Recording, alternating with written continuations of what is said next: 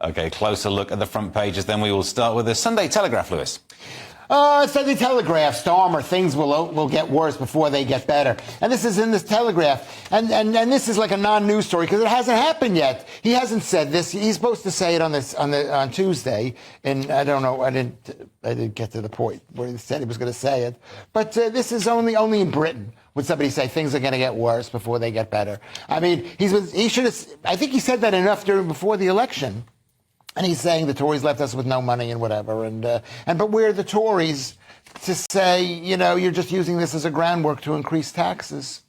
Isn't it like a well-known phrase? It's like it's always darkest before the dawn. It's not like he's just invented the idea of things getting worse before they get better. And the story also, previously, we know they've been talking about this massive black hole of money. But he's also saying there's like a societal problem that they've been left with. Well, I'm old enough to remember when Jimmy Carter gave a speech. Have you heard about this speech that Jimmy Carter gave, President Carter, in like 1979, where he said the whole America was in a deep, dark space and people were like really bad right now and we got to work our way out of it.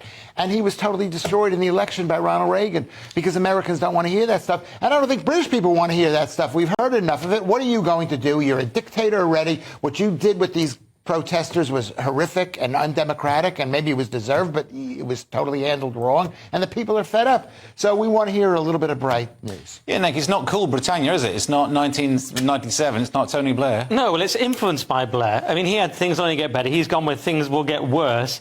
Needs a little bit of work, I would suggest. Things will be great for his cronies, as we'll get onto in the next story, but it's going to be the classic Labour. They're going to tax. They said they wouldn't, but they will. It's going to be capital gains, inheritance tax, raid on businesses, all the normal Labour stuff. Though he does say one thing that's accurate. He says, I won't shy away from making unpopular decisions now. That's definitely true. Yeah. And I thought it was disgusting, again, building on Lewis's point, that he said once again that not having enough prison space he talked about. He said those people throwing rocks, torching cars, making threats, they didn't just know the system was broken, they were betting on it, they were gaming it. I really don't think they were. I think it was a genuine outpouring of rage. I think there's all sorts of people that game the system, fake asylum seekers, for example, all the people that Labour protects and loves. But the people who are upset about Southport, as he's still not acknowledged, they had a genuine outpouring of grief and rage. I don't believe they were gaming the system. Just when you say, just for a little bit of pushback, though, you say they'll increase all the taxes, that's what Labour always does. And we've just mentioned Tony Blair in 97. So surely, during the Tony Blair era, lower tax burden than a couple of months ago. So it's not what Labour always do. I wasn't in the country at the time. No, but versus the recent Tories. Yeah. I mean, that's true. I mean, the recent Tories are a complete disaster. No one's going to argue against that. And I'm also not saying Starmer's not going to do that, but the idea like Labour always do it. When in living memory, you can remember a time when Labour didn't do it. Didn't do what? I think have higher tax than we have right now. Yeah, this idea that Labour always means higher tax than wherever you're at. Well, right now we're at the highest. I suppose the counter might be that he was building on the economic success developed by Thatcher. And she called him her sort of best creation or whatever. Yeah.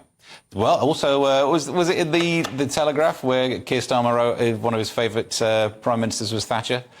He still couldn't scare people off. Interesting. Let's move on to the Sunday Times, Nick. What have they got on their front page?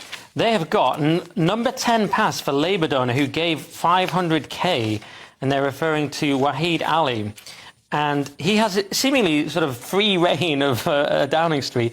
Apparently, he has this pass, which is a mystery to everyone in Downing Street. He's sort of allowed to just sort of do what he wants. And this is kind of unprecedented.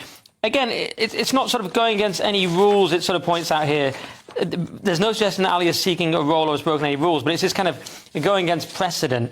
And it's part of this larger scandal, they say in the Times, Sunday Times, as cronyism claims swirl around Starmer. And of course, they're talking about people like Ian Caulfield, who had given them £20,000, including £5,000 directly to Reeves, was then hired by Reeves in this director of investment job, which was £162,500.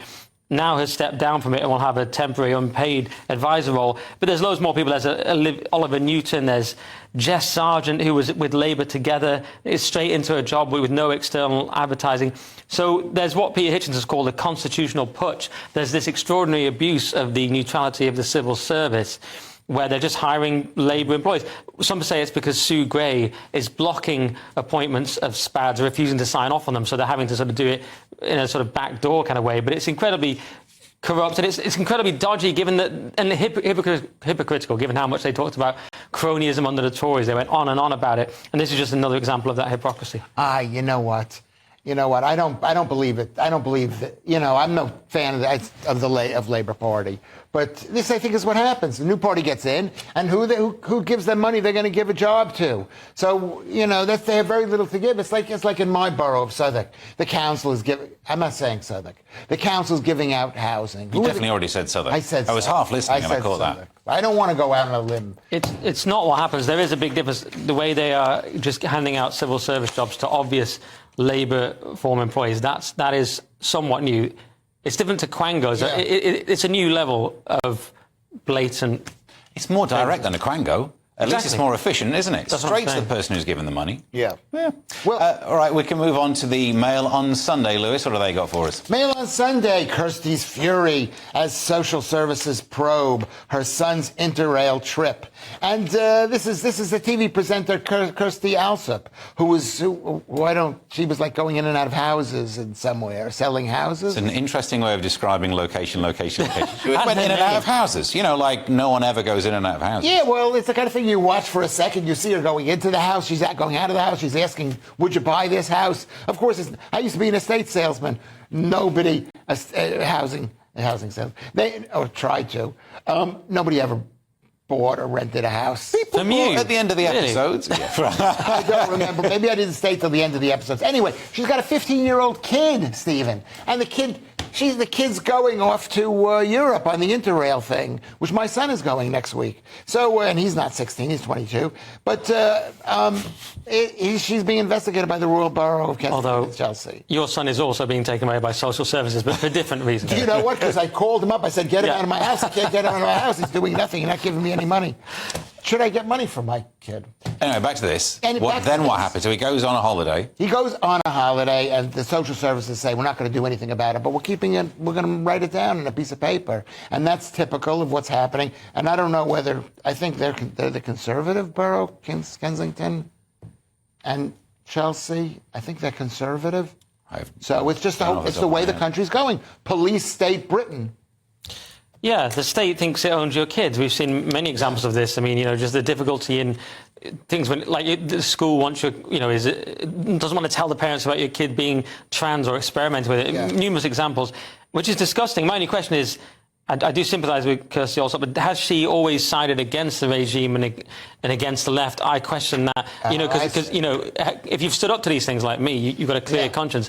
But has she always? That would be my question. Because I sort of vaguely remember doing some tweets that are okay and some that are a bit woke. You pay your taxes. I've heard you pay your taxes. Yeah. So you don't stand up to the regime. Oh, I see what you mean. You want me to go to jail for tax evasion? Yeah. I mean, so how far should you be? I'm not saying you do. I don't even know if you pay your taxes, but we all pay. I definitely do. Yeah. I assume that you do.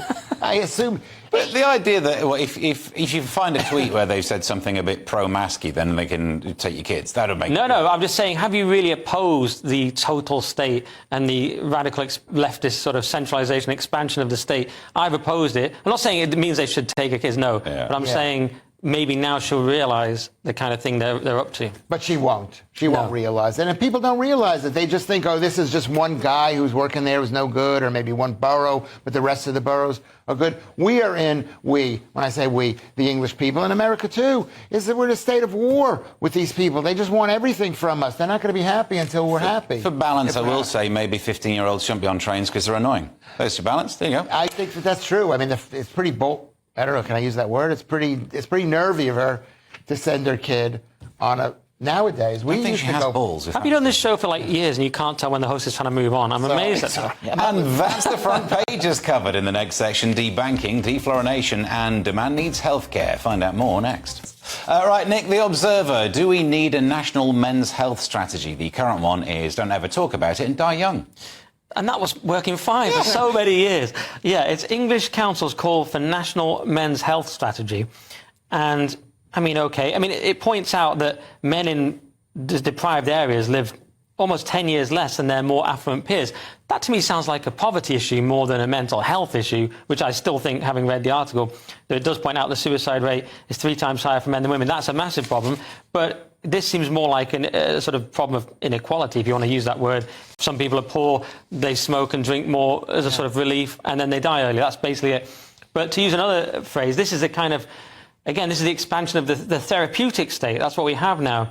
Coined by Thomas Sass, that phrase originally. What it is the allegedly medical becomes political. And you could argue the zenith of this was the COVID jab, where even a vaccine became political. You were some sort of dissident for not having a jab, which was quite strange when you think about it. So, but it's applied to mental health for ages, hasn't it? If there's something wrong with you, you shouldn't, as a man in 2024, you shouldn't feel normal, because we're in a completely abnormal system. You're in an atomized system. You're not hunting, are you? Yeah. You're not in, the family's destroyed. We should feel a bit weird. It's quite normal to feel there's something wrong, is my belief. Of course, there's things you can do to feel better, but I'm just saying we've made everything a medical issue. But it's not that our society feels like it's in decline. It's not a medical issue to notice that. But the points that make up your argument are also there for men and women, men who are rich, men who are poor, and old or young men. So you shouldn't see the disparity based on those demographics. That's maybe the problem that needs fixing. Yeah, life's weird, but if one subsection of society is killing themselves more, look at it. Yeah, but then that's, as I said at the start, that seems like a poverty issue more than a mental health issue. And let's just say it is a poverty issue. They're saying that people who make less money die sooner. And that's an incentive for going out and working hard, is you say you're going to die sooner. So I don't think it can be ameliorated. I don't think it can be helped. I think, good word. I think the fact is that men who don't have money are dying early. And maybe if this government wanted to help people, they'd stop the socialism and they would make it easier for men to make money. But a lot of these people will be the people that Starmer explicitly despises and is thrown in prison. Yes, so it's not going to happen. I didn't say it was going to happen. No. It was a dream. It was socialists, or whoever these people are, the left, they hate people and they want them dead.